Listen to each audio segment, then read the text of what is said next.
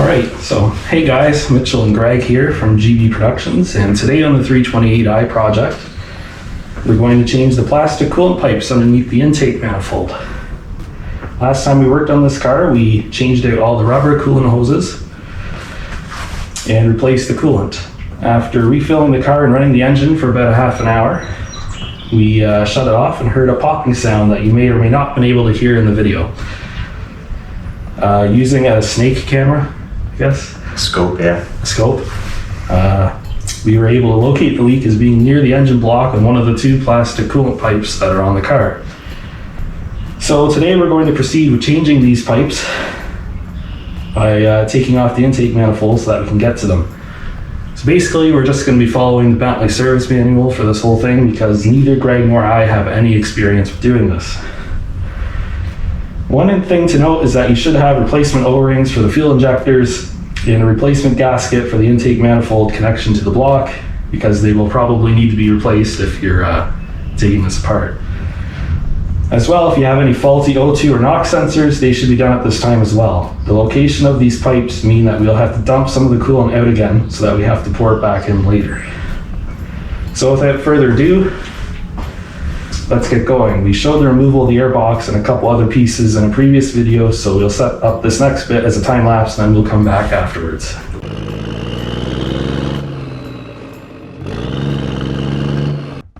So just another little preliminary thing you have to do before we can get started is to disconnect the negative terminal from the battery so that you don't hurt anything when you're working around in the engine bay later. You're really supposed to do this before you do any engine work, period. But usually you can get away without doing this.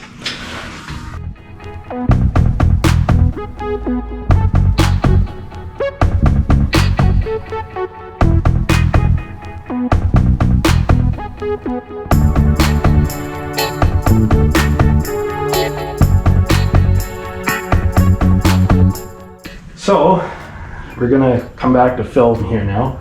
So the first thing we want to do is, working above the engine, we want to disconnect the positive engine lead at the B+ terminal.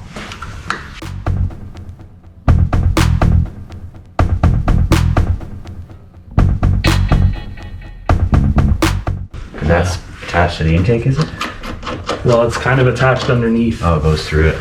So that's why we need to have it apart. This is going to be a pain in the ass too. The next thing we got to do is the manifold vacuum line, which is located at B.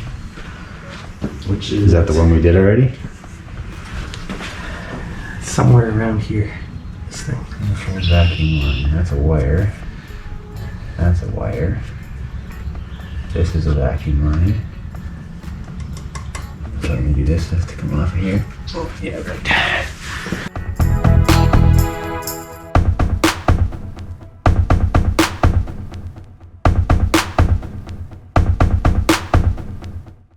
Oxygen sensor connectors, which is C, which I think are these things.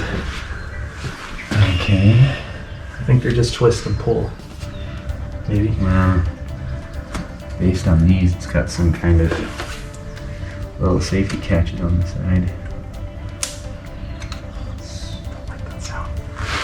Oh, you can take it out here too. To me, you gotta do those two tabs. I don't think you can turn it. So I put one on this side and one on this side.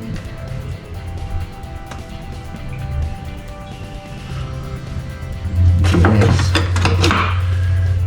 Of course, I block them. Ta-da!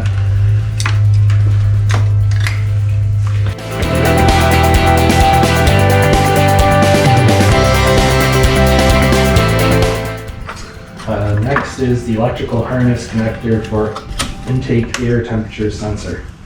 Okay, you're gonna have to pump that out. E. I think it's this thing here. Oh yeah, okay, that's easy. You can get a hold of it. Ta-da! And then positive lead hold down bracket, which will be somewhere along this line down there. That's that, which is this plastic nut, so that's a 12 mil.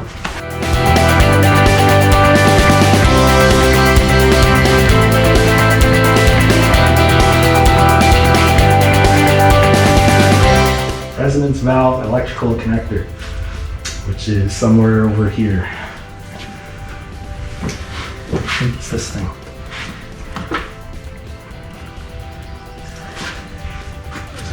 These on this side. Okay, that's the first section done. Because we already removed the manifold cover. That's technically Previously. part one. Yeah.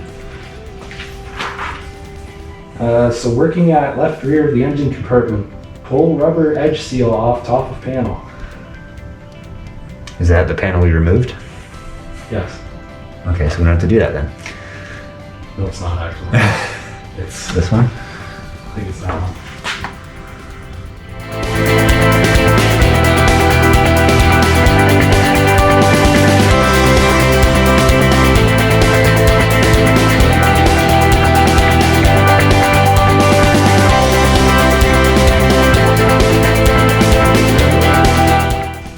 Separate brake booster vacuum hose at one-way valve. Oh, great. Yes, you are supposed to take apart. After you've taken the panel. Yes. So what part's the one-way valve? This thing? Looks to be that end. Well, we're not going to touch that unless we have to. It is that end. Look, Ah, for frick's sake. it's got eight.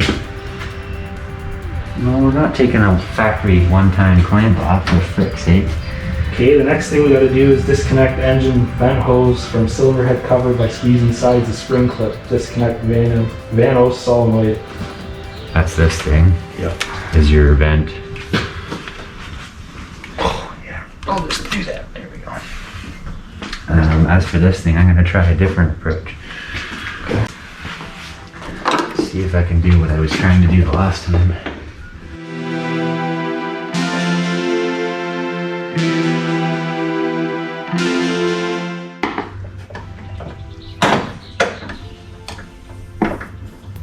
I hear a lot of air coming out of Got it. good vacuum.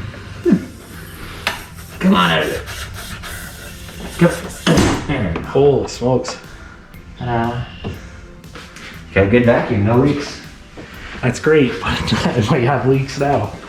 That's fine. Disconnect fuel injector electrical connectors from injectors. Well, that's a pain in the ass. Use small screwdriver to pry one corner of wire lock clip on fuel injector wire connector. What?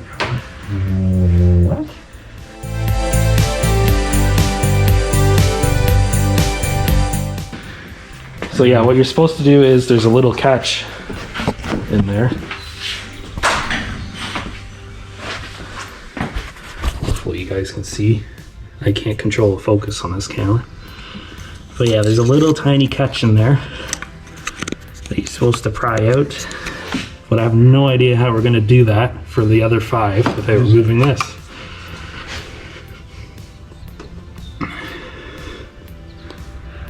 Because we have no way to access the other 5. How to disconnect this thing in, right?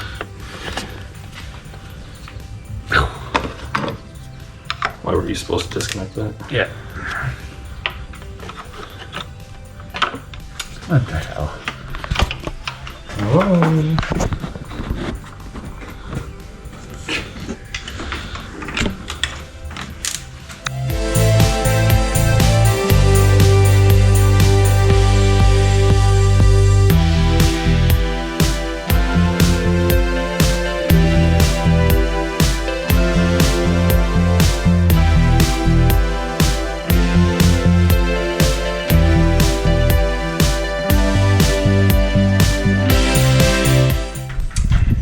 Wires coming into the back of it, so you can't. Holy. Who's the idiot? Holy God. Lift off connector room and lay aside is what it tells you to do. It just tells you to lay it aside for now. So we didn't have to take these freaking patches off at all, is what you're telling me. Apparently. Useful. Well, you can't exactly lay it aside because it's got freaking wires that don't let you get rid of it. Guess like that.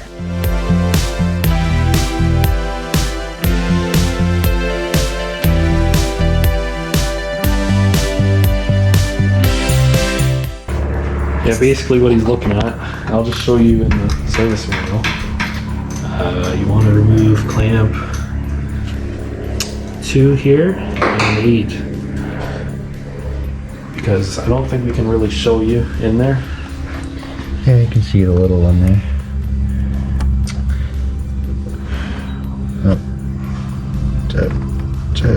There. Yeah, kind of. The next step after that is to remove the throttle cable. So we remove the pipe first, right? Yes. Probably just so that it's easier to see where the cable is, I would think.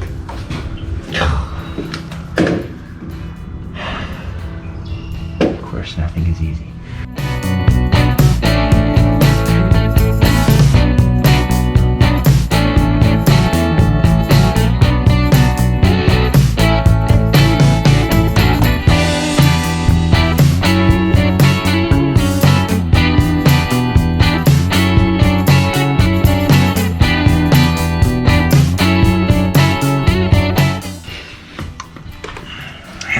You're supposed to get that off. Well, let's move on with the next step until we get to the point that we can't. The next step's the throttle cable. So that's right here. Ow. Can't really show you how that's done. Nope. Can't get the camera in there. Can't see anything, but it's done. Now, does it have to be dismounted from the... It does not. Doesn't have to come off of the intake manifold? The cable is mounted to the manifold. Wow. Stay.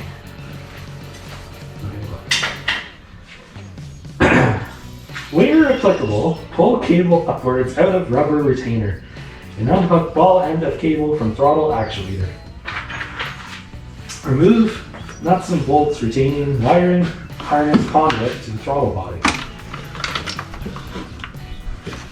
I'm going to move the camera over here. Trying to maybe. Filming this is not very easy. Cramped engine bay. What's next after the throttle cable? Working at throttle housing, turn harness plug counterclockwise and remove. That's a big, like, oval shaped one at the bottom left of the throttle body.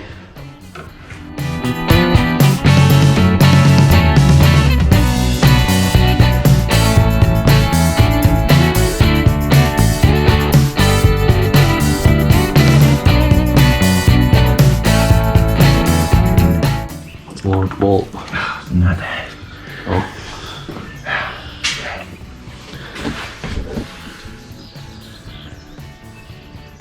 That's not the right bolt. Or nut. That's the one I showed. Oh, okay. Well, let's see if this thing will move now. Well, but it's still not going to come out of there until we move the dipstick tubes. I guess let's do that next. So, I don't know if you guys can really see down there, but the dipstick goes way down there. And according to Shop Life, you do not need to remove it. You just need to Just move got to it out get of the way. bracket off so it'll move sideways a bit.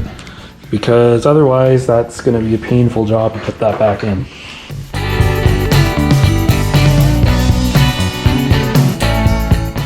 There's more you got to do down right at the bottom. More for the dipstick tube? Yeah, you gotta remove, disconnect wiring harness brackets from tube. Well, I don't And know you how gotta we're going to do that. disconnect fuel lines from the tube somehow. Well, I don't know how we're going to do that. Where is that? It's right down at the bottom there. Way down there. Is that on this side they're talking I about? think so. A bracket that goes around? I don't know how you can do that. Okay, that's some kind of a fuel, I guess that's a fuel line. And there's nothing else connected to it. Yeah, that was part A. Or no, that was part B. There's supposed to be a wiring harness from tube A. Yeah, but one of them is broke. The clip is broken.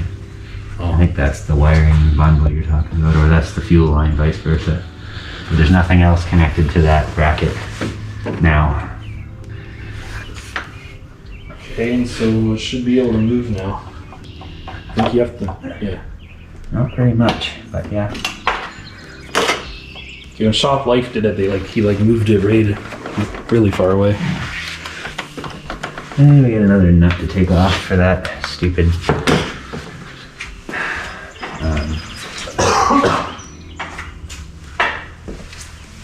here's the 10 for that bracket. Of course there is.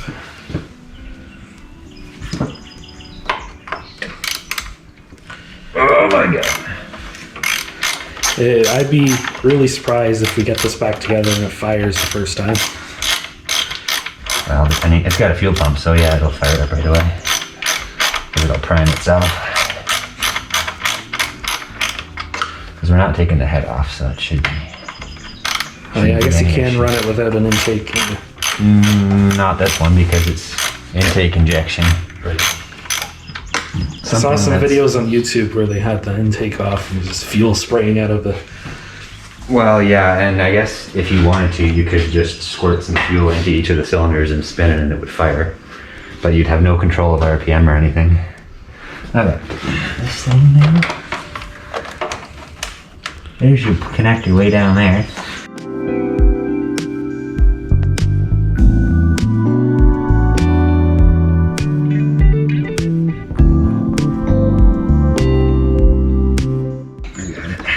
Okay, that's finally out. Ridiculousness. Okay, next on the list is disconnect electrical harness connector at idle speed control valve. I already did that one. Okay, that's done. Yep. Disconnect electrical harness connector fuel tank venting valve. I see it right there. Oh yeah, staring us right in the face. Cool. Okay, and this will be, we're going to cut for a minute while I go and change the battery on this. Alright. So we left off That's right finished. here. So we're on to the fuel injector So stuff now. we did this already. So we got to remove the Schrader valve cap, which is this That's little your screw. metal cap there, yeah. And I'm guessing we have to push the valve to release the pressure. I guess. Finding the hole.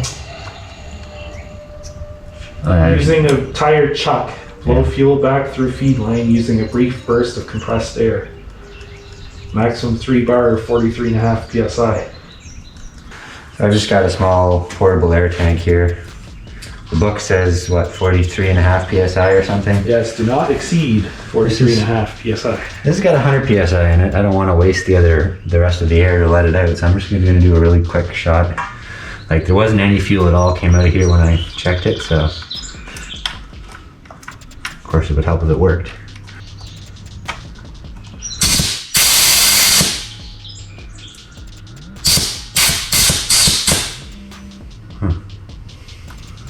Interesting. That just softened the fly out of there. Yeah.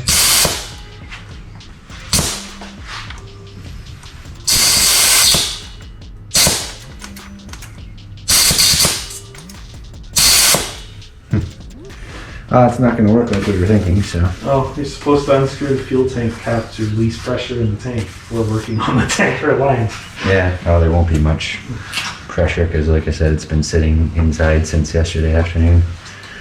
Okay, so what's next then?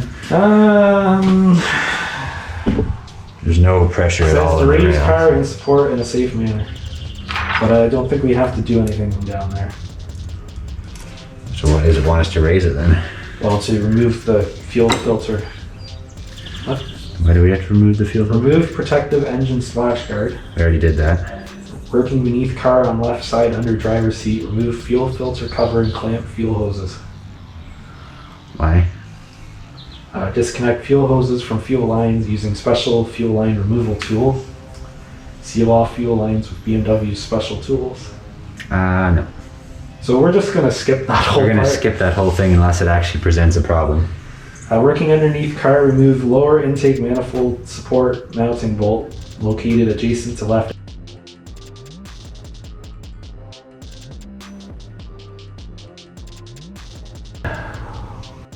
Alright, so we couldn't find that mounting bolt that's apparently underneath, so we're just going to proceed with everything else and see if it comes out, because maybe the nut was just missing.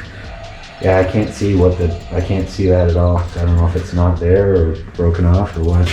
So next thing on our to-do list here is to remove the fuel rail mounting bolts, which shouldn't be too hard to get at. All of those, yeah.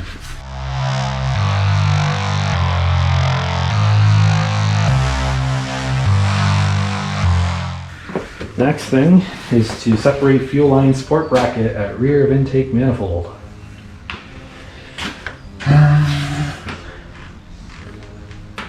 Gonna be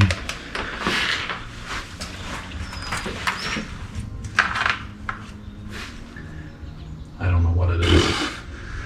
I have no idea. No, and there's nowhere to work back there. Doesn't give a diagram for that, eh? No. It thinks you should know how to do it.